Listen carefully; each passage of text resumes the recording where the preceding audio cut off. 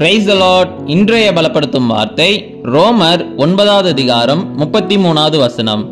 Romans chapter 9 verse 33. அவரிடத்தில் விசுவாசமாய் இருப்பவன் எவனோ அவன் வெட்கப்படுவதில்லை. Whoever believes in him will not be put to shame. ஹல்லேலூயா. வேதவசனம் சொல்கிறது, இயேசு கிறிஸ்துவை விசுவாசித்து அவர் எனக்காக எல்லாவற்றையும் செய்து தருவார் என்று விசுவாசிக்கிறவர்கள் எவர்களோ அவர்கள் அவர்களுடைய வாழ்க்கையில் வெட்கப்படுவதில்லை என்று வேதவசனம் சொல்கிறது. இன்னைக்கு அநேக காரியங்கள் குறித்து நீங்க பயந்து கொண்டிருக்கிறீங்க. ஐயோ, இந்த காரியம் மாறுதலா நடந்துருமோ, நம்ம வெட்கப்பட்டு போயிடுவோமோ நினைச்சு நீங்க கலங்கி கொண்டு இருக்கிறீங்க.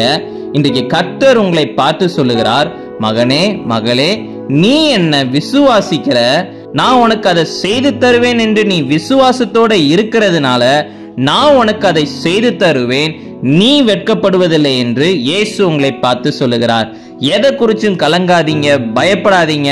சூழ்நிலைகள் மாறுதலாக இருந்தாலும் கூட நீங்க பயப்படவே வேண்டாம், வெட்கப்பட்டுருவோமோ நினைச்சு கலங்க வேண்டாம். காரணம், கர்த்தர் உங்களோட கூட இருக்கிறார். நீங்க அவரை விசுவாசிக்கிறதுனால அவர் நீங்க வெட்கப்பட்டு போகிறதுக்கு அனுமதிக்கவே மாட்டார்.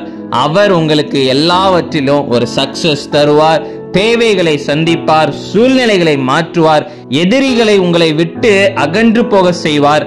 அவரே உங்க கூட இருந்து உங்களை வழி நடத்துவார். நாம எல்லாரும் கண்களை மூடி ஜெபிக்கலாம். எங்களை நேசிக்கிற நல்ல தகப்பனே, எசப்பா, பிள்ளைங்க இன்னைக்கு வெட்கப்பட்டு போயிருவோமோ நினைச்சு பயப்படுறாங்க. ஆண்டவரே, இந்த பயத்தை எடுத்து போடுங்க.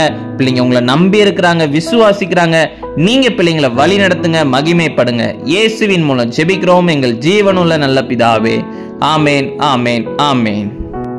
ஏசப்பாவை விசுவாசிக்கிறவங்க ஒரு நாளும் வெட்கப்பட்டு போக மாட்டாங்க. தைரியமா இருங்க. God bless you. Have a joyful day.